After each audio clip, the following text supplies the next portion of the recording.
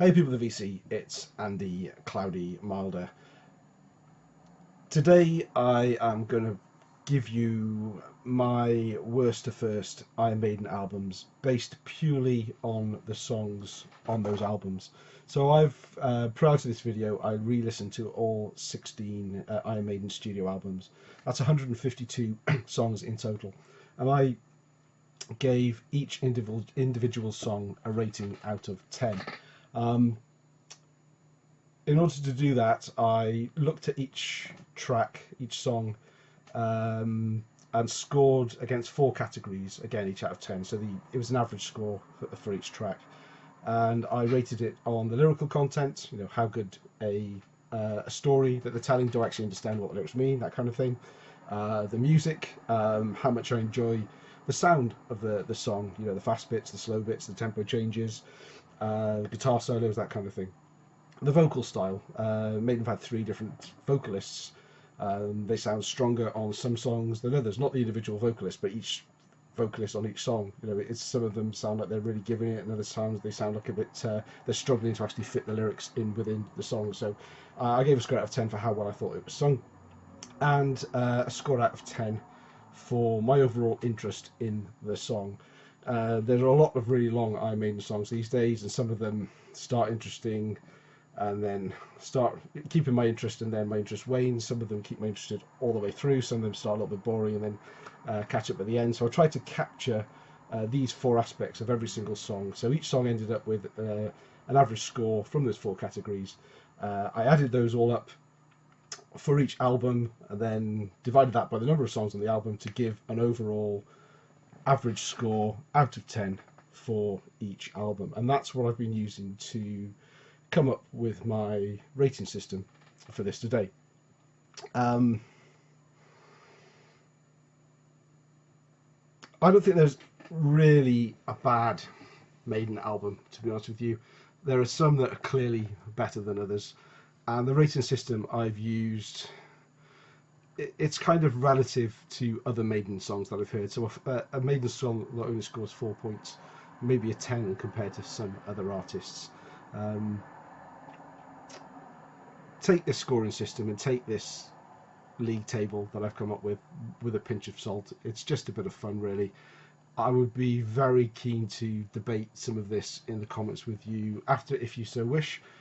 The one thing that really surprised me is by rating albums this way, the order of the 16 is very different if I did it from the heart.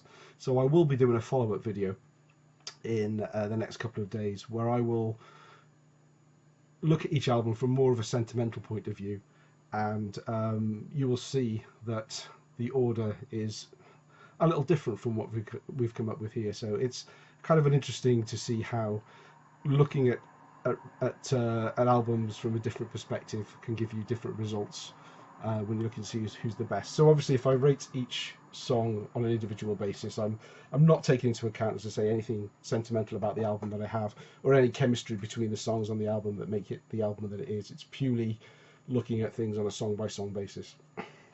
So hopefully I've explained the scoring system, and we can go into it a little bit more in the video. So without further ado, let's get into it.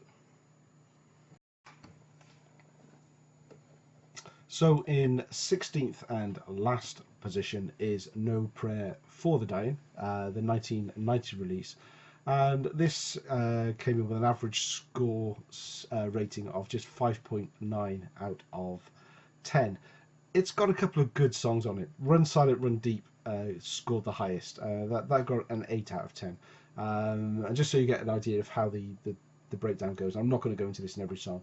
I gave it an 8 for the lyrics, a 7 for the music, a 9 for the vocals, and an 8 for overall interest. It's a great Maiden song.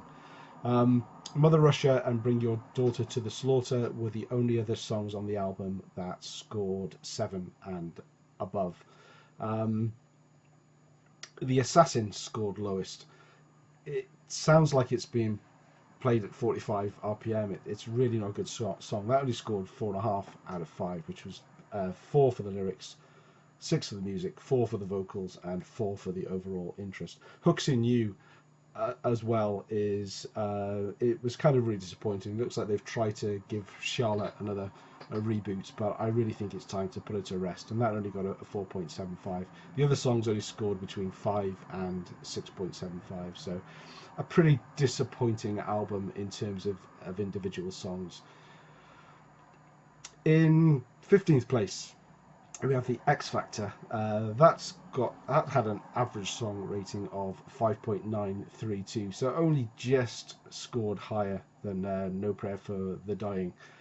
Blaze Bayley's first release with the band, and I just don't think he suited the songs. I think he's a good singer. I think he was really good in Wolfsbane, but the songs were maybe just a step too far for him. I think the songs that he was involved in writing, he clearly sings them a lot better. Aftermath, for instance, it only got a 6 out of 10 for me, but I gave the vocal performance an 8 out of 10 for that. Man on the Edge, top score for me with 7.75. Again, it's a song joint written by Bailey, so I think it suited his voice far better. The Edge of Darkness got 7.5, and Blood on the World's Hands got 7.25.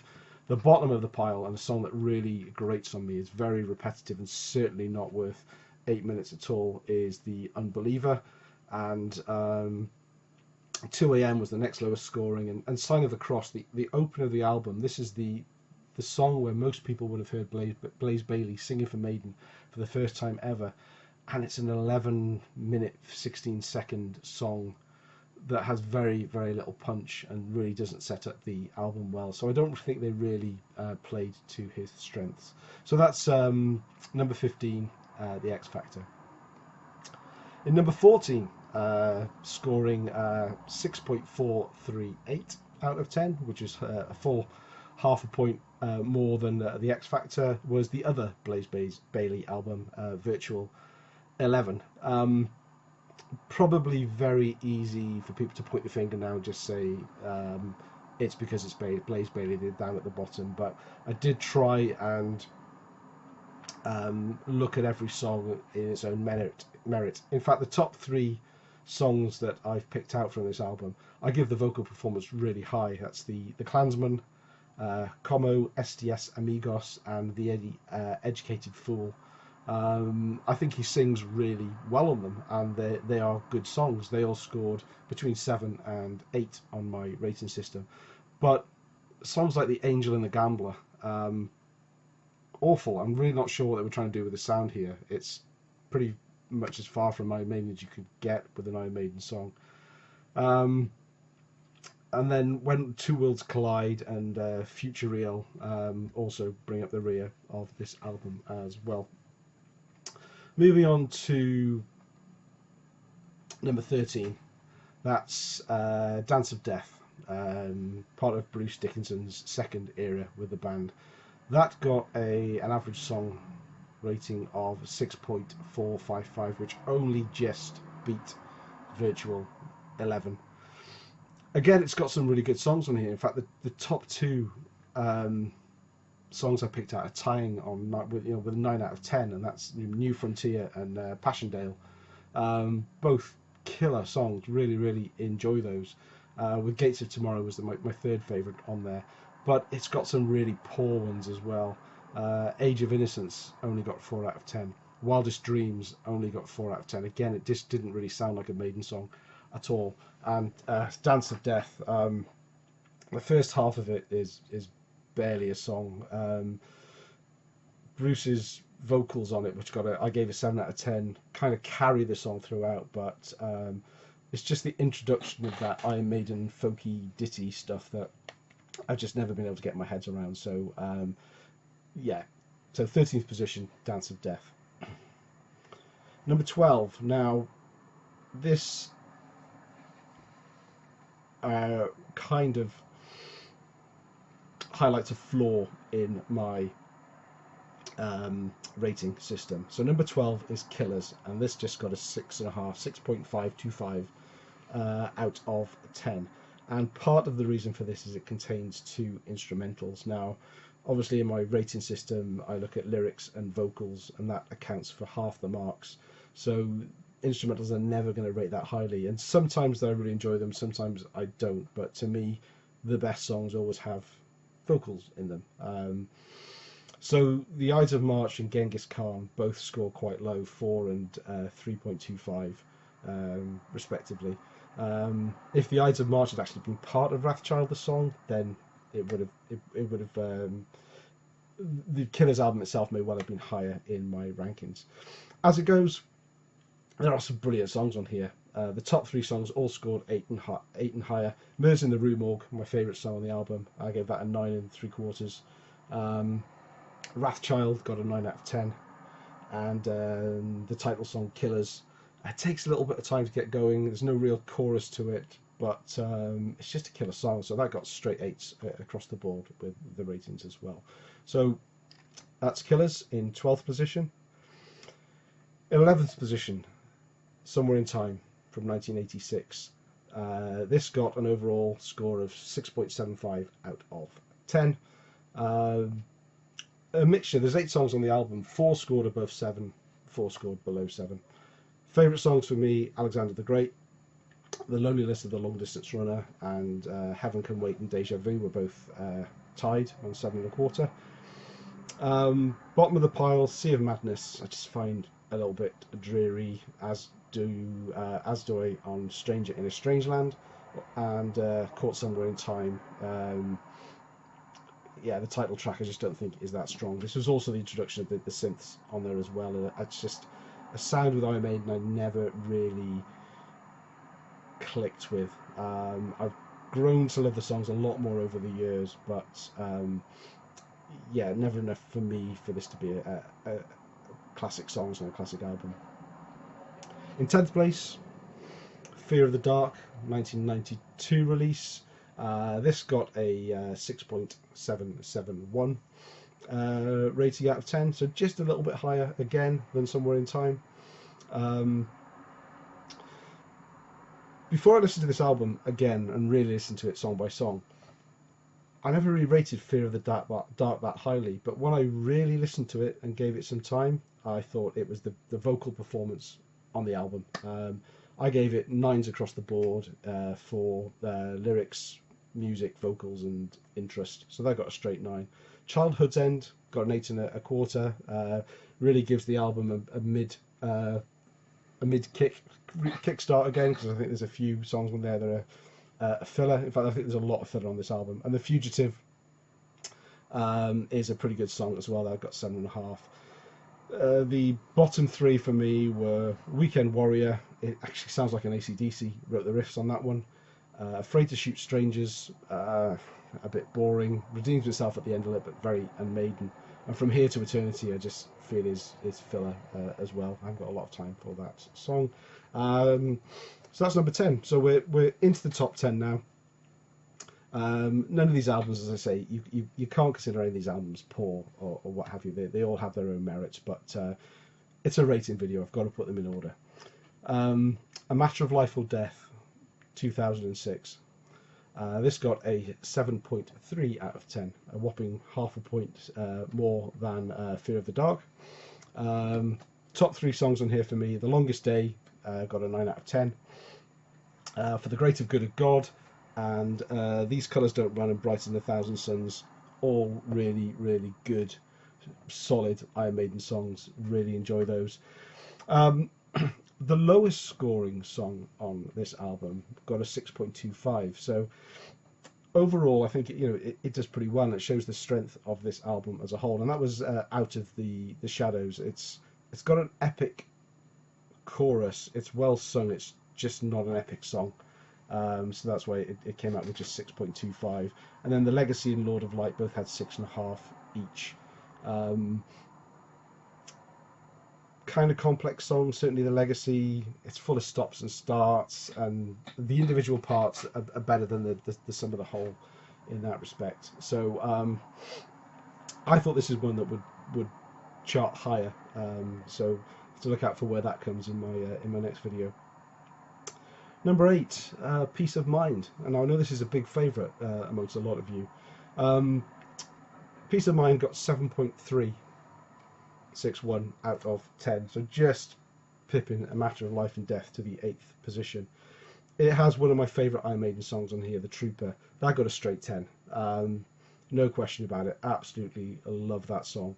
Revelations and To Tame a Land, both got 8.25 out of 10. To Tame a Land, I think, is an underrated epic of the album, and a little bit of a tip of the hat to Iron Maiden, the Futures from the progressive side, and it was a bit of a surprise to me when I rated that one so high.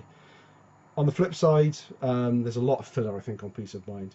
Quest for Fire, Where Eagles Dare, and Sun and Steel, and Still Life are just not the best songs. They're okay, but not fantastic. In 7th position, The Final Frontier from 2010. This got 7.425 out of 10. Lyrically, I think this is one of the best Iron Maiden albums. I think the songs are fantastic in terms of the lyrics. Bruce Dickinson is sounding pretty good on most of the songs as well. Top 3 songs for me were The Alchemist, When the Wild Wind Blows, despite the folky ditto start to it, which normally doesn't work for me, but it turns into a pretty classic song, and Mother of Mercy. It was pretty good as well. I got an 8. The lowest 2 songs on here, both scoring under 7, but still quite higher than some of the songs on other albums, is Starblind. Got 6.25. The lyrics for me were difficult to follow, and it must have been a really tough song to sing. And The Talisman is another Yannick Gers pirate ditty, and it just has this long, slow, laborious intro, which kind of affected my ratings with the song. But overall, a great album. It's coming at position number 7. Number 6, Iron Maiden's self-titled album. 7.563 out of 10. It's got some killer songs, but it also, I guess, suffers from having an instrumental on it as well. Top 3 songs for me, or the top song for me, is the self-titled song. Probably the best self-titled song written by any heavy metal band ever. Phantom of the Opera and Charlotte the Harlot both get 9 out of 10 as well. Although on Phantom of the Opera, actually I only gave that 7 out of 10 for the vocals, because I'm just not a big fan of the way Di'Anno draws out the last word of every sentence in the song. But other than that, it's a masterpiece, absolute masterpiece. So the bottom 2 songs were Transylvania, which is the instrumental, but it's probably one of my favourite instrumentals that Iron Maiden have done. So it scored really highly in the 2 categories I was allowed to score it in. And Remember Tomorrow is a song I'm not really sure what it's about. It's 2 verses and one of them's repeated, and it's a bit slow and a bit chugging. So that kind of dragged the score down a little bit with that as well. We're into the top 5 now. Book of Souls, number 5, the latest album, the 2015 release, got 7.591 out of 10. Death or Glory, best song on the album. It's kind of Aces High meets The Trooper. Book of Souls itself, self-titled song, got 9.25. Again, epic song. Really, really like that one. And Shadows of the Valley. Actually sounds, the intro is very Somewhere in Time, but really enjoyed that one. Bottom 3 songs, Empire of the Clouds. So the one advantage of this being a triple LP is Empire of the Clouds, which is 18 minutes long, has a side to itself, which means I don't have to listen to it anymore. It's more of a story than a song. The lyrics are really interesting. I actually scored the lyrics, gave them 8 out of 10. I thought it was a really interesting story, but it's just laborious when it's sung. I really don't enjoy that one. Man of Sorrows is just not Maiden enough for me. And The Red and the Black, it's a bit Dance of Death in the early riffs, and it loses points for that. But the chorus is killer. It got 6.25 out of 10, so it's not a bad song. Top 4 time now. Number 4, Number of the Beast. from 1982. Again, probably one that a lot of people would have at the top of their list. But when I've rated each individual song, the score came out at 7.68 out of 10. Hallowed Be Thy Name, that got 10s across the board. What a great story, with great musical accompaniment. Quite kind of an early Iron Maiden progressive song, I guess, over 7 minutes long, which is quite long for their early days. Run to the Hills and The Number of the Beast as well both score really highly. The bottom two songs on there, which are a little bit more filler, I guess, they both scored under 6, was Gangland. It's not that bad a song, but just compared to the rest, it kind of is. And The Prisoner. I think if it wasn't for the actual intro where they play the piece from The Prisoner, I probably wouldn't know what the song was about, to be honest with you, from the lyrics itself. Top 3 time. Third place, Brave New World from 2000, Bruce Dickinson's and Adrian Smith's comeback. That got a 7.725 out of 10.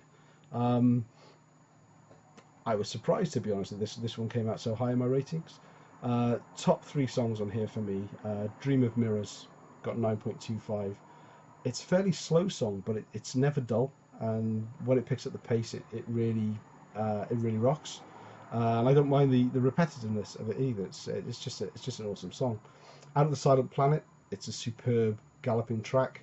Not a typical Maiden classic, but a song worth of top marks there. And The Fallen Angel, again, some classic Maiden riffs and solos, sort of really rekindling their early days through some of these songs. Only one song on the album actually got less than 7, and that's Blood Brothers, and that's partly because it has that kind of folky Maiden sound that I just can't click with. And I think musically it's generally just a bit dull. So that just leaves me with 2 more to go. So the 2 left are obviously Seventh Son from 1988 and Power Slave from 1984.